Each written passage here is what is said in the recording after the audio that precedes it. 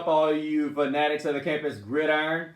Glad you could join us for another edition of Gridiron Gab Triple Option.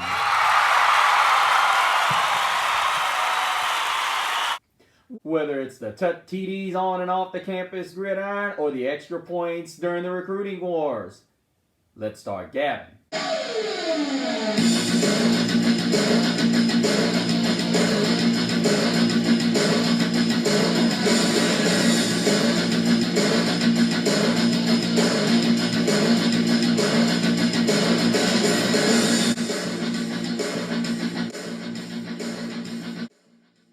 Welcome back, all you college fanatic gridirons back there. Glad to be able to join you back here. Of course, I am Mr. CeeLo. Just been a rough few days for me, you guys, and I'm grateful for you guys coming back here for another edition of Gridiron Gab Triple Option. But we are into week number 3 here in the college football season, and we're going to go through the top 25 schedule with a couple of games that may be added to it. We've actually got a couple of games going on right now. One I'm keeping in particular interest in is University of Texas San Antonio, because I believe they will be in the top 25 here soon. But let's get into it. Number 1 Georgia faces off with South Carolina. A lot of people that are saying this game is going to get ugly really fast, but I'm going to say that Spencer Rattler's going to learn from his inability to understand that he has a gift for moving, and I believe he is going to be smart enough to realize that he's going to have to move his feet. And I believe they give them a game, even though it's in Athens. I truly believe that this is going to be a game that is not going to be decided until later on. But I still ultimately believe that the Georgia Bulldogs pull out the victory, but it's going to be a situation where people question whether Georgia should be number 1, just like myself. But I believe Georgia wins this game going away later on. Up next is the number 2 Michigan Wolverines, as they will face off another home game, as they will face off against Bowling Green. And this one here is, as I said, another game where the Michigan Wolverines are just going to roll over whoever it is in front of them. They're playing in front of the big house, and I just don't see any resistance here. But let's go to Florida State and Boston College. Now, this game has generally been particularly tricky for the Florida State Seminoles, especially it being at BC.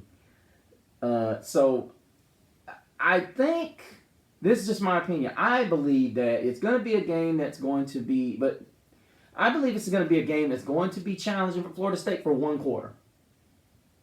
After that, I think it's the floodgates are going to open. You're going to see that Florida State is for real about being the national champs. And then the floodgates open up, and then it's just going to get really ugly. So I think Florida State wins that game easily. Let's move on to the Texas Longhorns, who are coming off a really big win for their program. A lot of people didn't see this coming, but I told you guys I felt like this game was going to be a game that was going to be won in the trenches. Even though Texas didn't dominate in the trenches, they did enough in the trenches to win this game. So I think Wyoming's got a win against Texas Tech at home, but they have to travel to Austin. And that place is going to be going nuts, knowing that this is that the 4th-ranked Longhorns control a lot of their own destiny. Because right now, with them being number 4, they are going to be looking ahead. Well, not necessarily looking ahead, but they're going to be looking for a possible. They're going to be looking for a possible bid into the college football playoff. And this one has a special place. I will be definitely watching this game here. The Ohio State Buckeyes versus the Western Kentucky Hilltoppers. Not only because Notre Dame plays them next week, but my guy Donut, as you all know, the close and dear to my heart, his Hilltoppers go into the Horseshoe to face off against the Ohio State Buckeyes and give them a possible test. Hopefully it will be a test. I think it will be a good test for them. McCord's going to have to bring his A game. And Donut, hook us up. Don't beat them too bad because they don't want to come get us. But I think ultimately, I think what happens is Ohio State wins late. I think eventually what happens is Marvin Harrison Jr. is just too much for them. And I would venture to say that Ohio State doesn't cover the spread. So I would say they win by 10, maybe 14. But play your butt off, Donut. Play your butt off. I like I said, Ohio State by probably 2 touchdowns, and it'll be a late push from them. Now, this next game, of course, number 7 Penn State will be facing off with the Illinois Illini in Champaign. These have all the makings to be a snooze fest. And, of course, it does have an idea to be a trap game because they have Iowa next week. That is Penn State. And they could very well look forward and look ahead, and it costs them. But I don't think that'll happen. I don't think Penn State will snooze. I think ultimately what will happen is Penn State will come out. They will take care of business, knowing that they're on the road. They're going to come out, and they're going to do what they need to do. They'll win this game and move along and continue to build up that national championship move. Next, we have those Washington Huskies, who are pretty entertaining, I might add. I enjoy watching this team because of quarterback Michael Penix Jr. He's very entertaining to watch, and he's very well earned his Heisman hype. And honestly, looking at this and thinking to myself, who's going to challenge them? Well, they've got to go to Michigan State. Now, don't people snooze on Michigan State. This trip to East Lansing could be tricky. Now, East Lansing doesn't have the talent that Washington has, but it could slip them up. I think Penix and Washington need to watch out for this game. You definitely don't want to walk in there thinking that you're the big bad wolf and you end up getting trying to break down a brick wall in a brick house. And my Fighting Irish of Notre Dame, whom are ranked number 9, are going to face off against Central Michigan, which we are over high double digit favorites in this game because Central Michigan is really not a strong football team. But Notre Dame needs to go ahead and get this game done, especially without the services of J.D. Bertrand, who is out with a concussion. And we definitely need to go ahead and make short work of these guys and continue Sam Hartman and Audric Estime's run at the Heisman Trophy, as well as our run at the national championship with Ohio State to come next week. But I'm taking Notre Dame, of course. And Alabama, who had that loss in Tuscaloosa last week, they will face off with South Florida. Now, the interesting part is Tyler Buchner, former Notre Dame quarterback transfer, will be making his start. It has been confirmed that he will be starting for Alabama this week.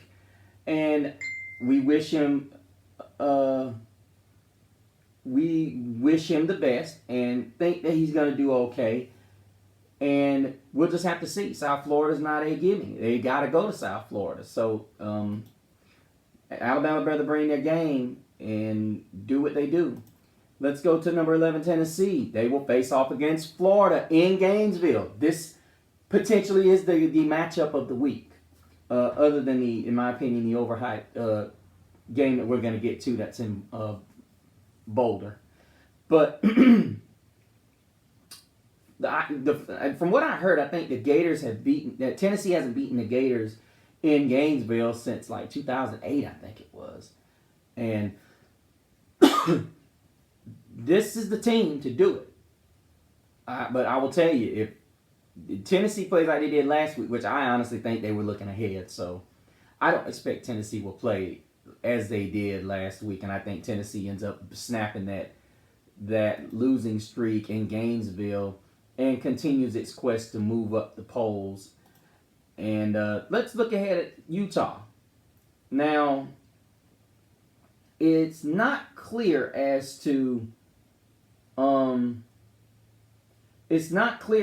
whether Cam Rising is going to play in this game. Of course, they're playing against Weber, and in my estimation, I wouldn't even push it. I mean, you got through the 2 games that you needed him to get through. Rest him. you got UCLA at home next week, and then you really have a major gauntlet coming up here. You have UCLA, you got Oregon State at home. Then you have a week off, and then you have Cal, then you have USC, then you have Oregon, then you have ASU, and then you go to Washington. And then, of course, you close the season versus Colorado. Dion. But, as I said, looking here, you have the Utes starting this. Hopefully, Cam Rising's ready because I believe in Utah. I think Utah's got a really strong football team, and they need him back. They really do. They need him to make that push. And there we have number 13, Oregon, where Bo Nix is. Bo Nix is playing, he's playing okay. I think the first game is kind of inflated, being that they played a team that was just not there, and they had a competition when they went to Lubbock last week. And they've got Hawaii this week back in the Autzen Zoo. And I believe that they handle Hawaii. They do the same thing they did week one, and they won't put up 81 points, but they will most definitely. Now, this could be tricky because they have Colorado next week in the Zoo. So you don't want to get where you're looking ahead. And then they have Stanford. This is where the brutal teams in Pac-12. The Pac-12 starts this gauntlet. They've got a week off in between playing Washington. Then they go to Wazoo. No, so they go to Washington, then they play Wazoo, and then they go to Utah, and then they have California, then they have USC, then they close the season in Corvallis at Oregon State. Let us move ahead to number 14, LSU, and they will be at Mississippi State. So this will be the beginning of their SEC schedule after that brutal loss 2 weeks ago to FSU, and people are saying they got back on track because they beat Grambling 72-10. We'll see when they play Mississippi State, but I'm taking LSU not by much. I would probably say about 10 points. That would be my guesstimation there. As LSU is still trying to get it figured out. Playing inferior opponents is a good way to do that, but you still got to come out and perform at the top level. K-State, who's kind of sliding under the radar, has a game this week that could be kind of tricky. They got to go to Mizzou. So Mizzou has represented pretty well in the Southeastern Conference. They slippery good in a sense. So I would expect Kansas State come out to no nonsense. They come out, they play hard, and I still think that Kansas State wins this game. But Mizzou gives it they give a fight. They're going to give a fight, and I honestly think that it's going to be decided in the middle of the fourth quarter. Now, moving on to number 16, Oregon State, a team that has been racking up the points with quarterback DJ Uiagalelei. And they face off against San Diego State. Now, the only team I can honestly tell you that they faced that I can honestly say is a challenge was San Jose State, and that wasn't much of a challenge. But with that being said, I do think San Diego State is going to fight. They are 2-1. They are not going to play around, because even though this is this is Oregon State's final tune-up game, so to speak, they're not going to fall. They're 2-1. They want to get some respect. And then after that, they have Wazoo and they have Utah. That's right. They have Utah. And I think that's a Friday night game. That's right. That's a Friday night game. And then they have California. Then they have UCLA. And then they go to Colorado. They go to Boulder. And then they have Washington and Oregon. This is just a brutal, brutal schedule. And I don't see them coming out unscathed, but, give it your best, guys. Give it your best. Next, number 17, Ole Miss, I might add. They put a walloping on Mercer, and then they had a challenging game against Tulane. Tulane was ranked 23, I think, 24, excuse me. And they gave them battle. This week, they got Georgia Tech before going into Tuscaloosa.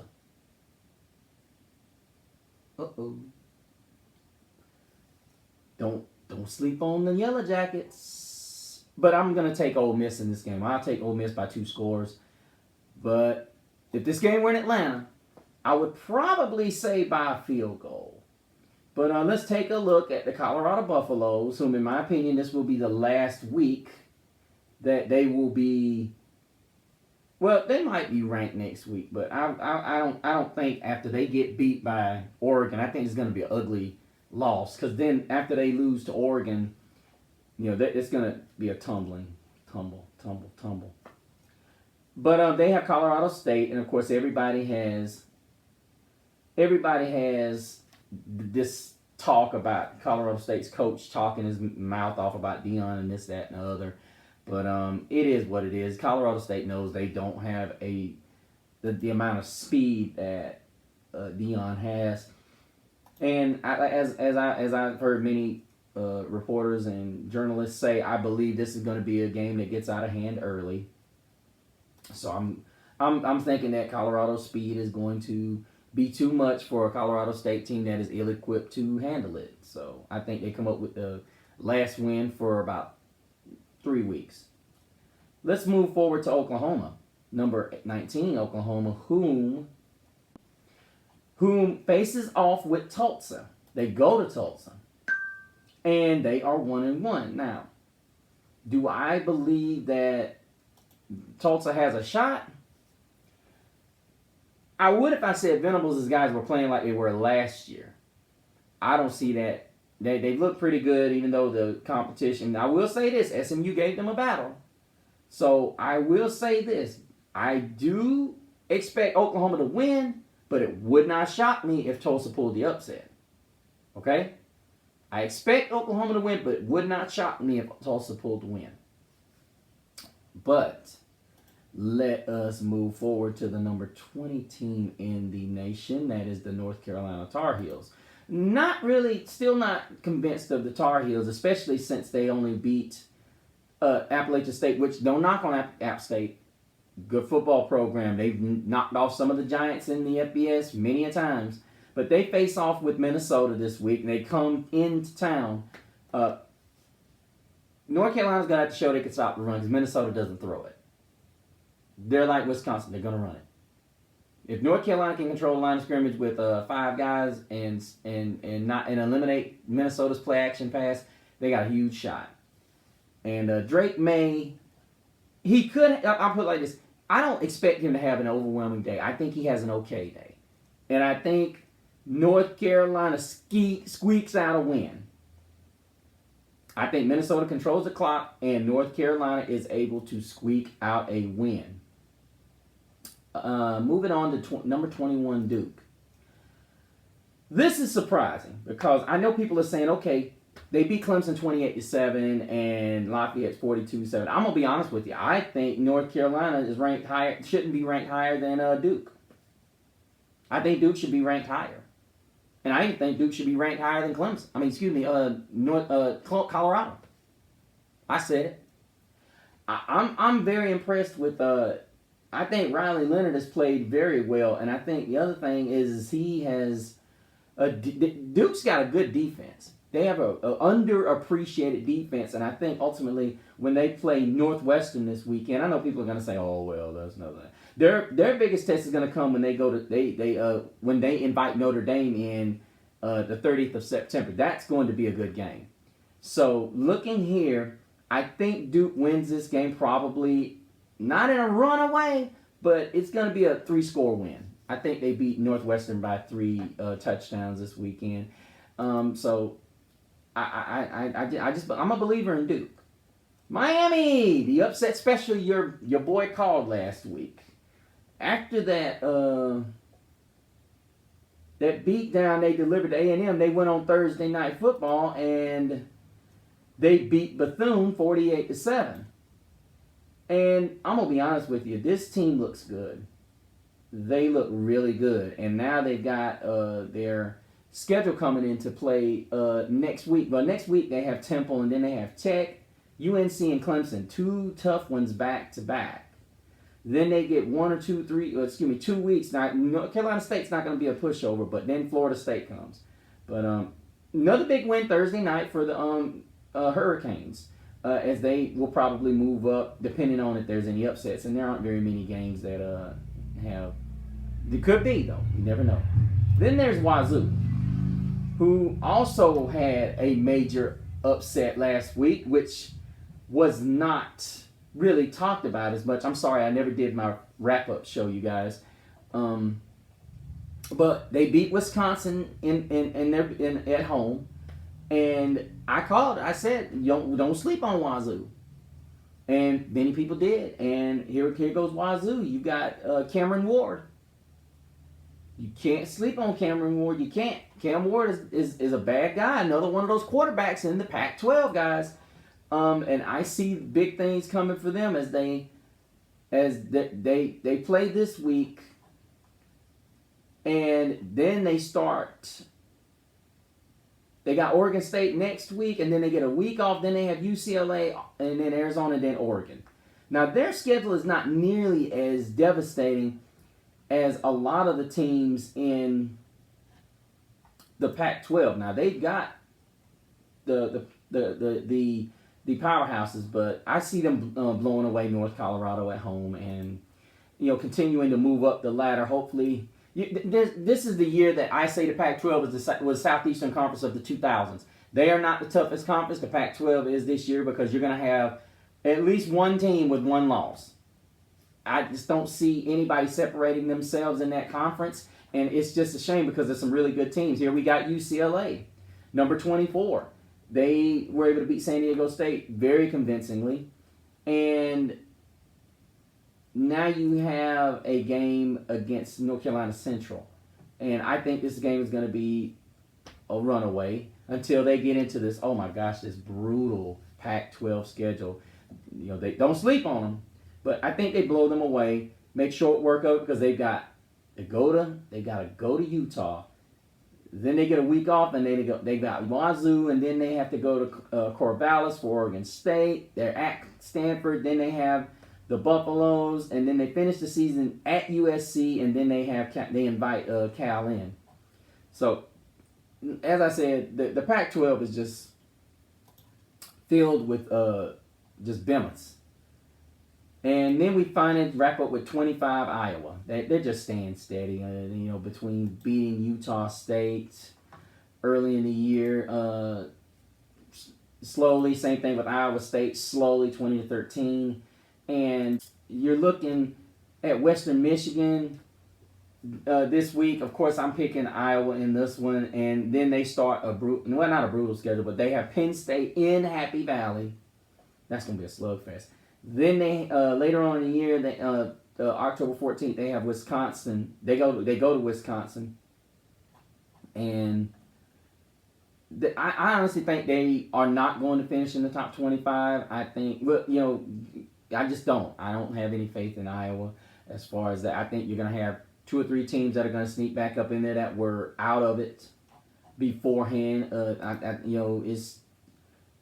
There's gonna you got the Tulanes and the Clemsons are gonna sneak back in there. Even the Kansas, the Kansases are gonna sneak in there, as well as Wisconsin and Mississippi State, as well as Minnesota. You're gonna have a lot of teams that are gonna sneak in there.